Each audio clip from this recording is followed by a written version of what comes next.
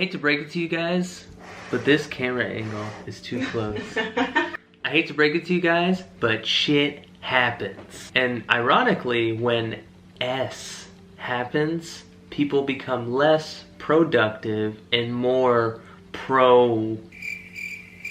destructive. I'm back with another video, but this time I won't be talking about technical math and science stuff. I know, you guys are upset, calm down. This is the first of hopefully many videos on a completely different topic, productivity. So there are two main motivations for making this video. One, although I hope people have been getting some value from the technical videos, I know they're geared toward a narrow audience. And two, which is hilariously clear to people that know me, I have a bit of an obsession with optimization. And I view productivity as the most practical optimization problem. Namely, how can I get the most out of my time? Obviously, this is not a question that can be answered in one video, a series of videos, or even a lifetime worth of videos.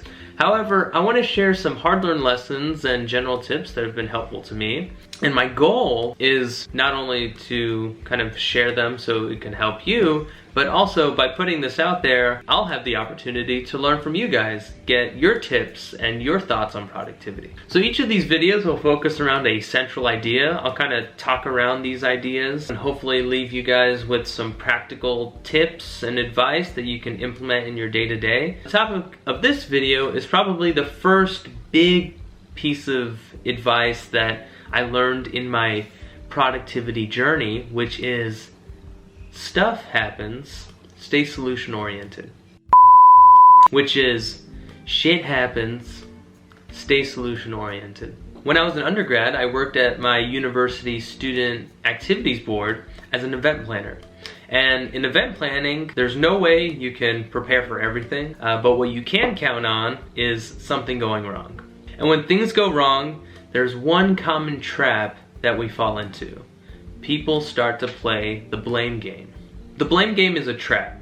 Basically, the goal of the game is to assign blame as opposed to work toward a solution. You know, there are too many negatives of the blame game to even list, but the first few that come to mind are, one, it's a waste of time and energy. Basically, every minute you spend playing the blame game is a minute you don't spend working toward a solution. Or the second thing, it doesn't solve the problem, but it superficially satisfies negative emotions. It's like a double-edged sword where both options are bad. So not only are you not working toward a solution, people will get this kind of like relief from the problem. Blame is like a proxy for the solution, so they no longer kind of think about it, or they don't think it's such a big deal anymore and kind of just move on to the next thing. And then the last thing is that it can often breed further conflict. So like, you know, you're doing an event or you're working like a service job at like retail or a restaurant, you have an audience in front of you, and the last thing you need is negative emotions to kind of hijack the situation and take you further from the solution and closer to even more problems. So even with all these obvious flaws of the blame game, it's natural, it will happen. You know, people just through no fault of their own just kind of get wrapped up in all the emotions, the heat of the moment, and they just kind of need someone to blame in order to move forward. The best piece of advice that I've learned kind of navigating situations like this, if you're a leader, just take the blame so your team can move forward. And even if you're not in charge or you're not the leader or manager or whatever it is, the same advice usually applies, but it's probably a tougher situation to be in. So this S stuff happens, and we're supposed to stay solution oriented during all this stuff. How do we do that? Taking the blame is hard, and staying solution oriented with all these negative emotions flying around is also hard. Our bodies want to keep us safe. We're ready to run, we're ready to fight, we're ready to do all these things. You know, in a survival context, makes a lot of sense. In our everyday situations, everyday problems, not very helpful.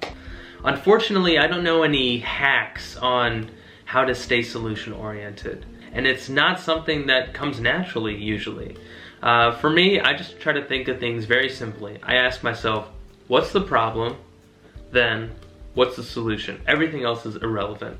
So a big part of this is exactly managing all these negative emotions, like your own, that of your team. If part of a great team, that's pretty easy. You have that trust, that safety, and it's pretty easy to talk about things that are uncomfortable. But a lot of teams, they have like underlying conflict, which is okay. As long as you're working toward trying to make things better. It can be very challenging to manage the negative emotions. I really buy into this idea that emotions are infectious. So, like, how do we use this? The basic idea is, if you're able to maintain a positive and productive mindset, keeping things simple, what's the problem, what's the solution, staying solution oriented, focusing on the positives, this mindset will kind of cascade out to everyone on your team, whether you're in charge or not. You don't have to explain anything to them. All you have to do is be. You just got to do that. And naturally, we pick up on each other's emotions and we just kind of conform. No one wants to feel negative. No one wants to be stressed. No one wants to be mad. So I feel like there is like a bit of a gravitational pull of being positive. So find a way to be solution oriented. I try to keep things simple. I'm sure there are a bunch of ways. If you have ways that you do it that's really helpful to you, please share that in the comments. I'm very interested. And then on this topic of negative emotions, stress. Stress is what we think of when we think of negative emotions. And it makes me think of a story, an idea, a thought I learned from an old colleague of mine, KJ. He was a master salesman. He kind of had every position you could have in the auto industry, from salesperson all the way up to general manager, which is kind of like as high as you can go. Eventually, he was the general manager of a new car Mercedes-Benz store. But basically, I'm paraphrasing. If you want to hear the full story, it's in the blog in the description. Basically, he said he doesn't get stressed. It's simple. There are things he can control. There are things he can't control. For the things that he can't control, there's no need to worry about it. The things he can control is just a matter of knowing the solution, knowing the process, and just doing it. Stress is when people worry about the things they can't control, or they don't follow the process, they don't execute the solution for the things they can't control. So this kind of goes back to this idea of what's the problem, what's the solution. You can't just at will remove negative emotions. They're here. You have to find a way to kind of navigate that situation. And a lot of times, if you say, don't think about that thing, or you try to ignore something, you try to ignore negative emotion, it does the opposite. It actually brings it in my experience. If you say, don't think about this, don't think about this, every time you say that, it gets closer and closer, and then that's all you can think about. What's usually more helpful, more doable, is to not ignore the negatives, but try to focus on the positives. Don't try to ignore uncertainty, just try to focus on certainty. Your attention and your focus is limited, so there's only so much that you can, think about and put in your head at the same time.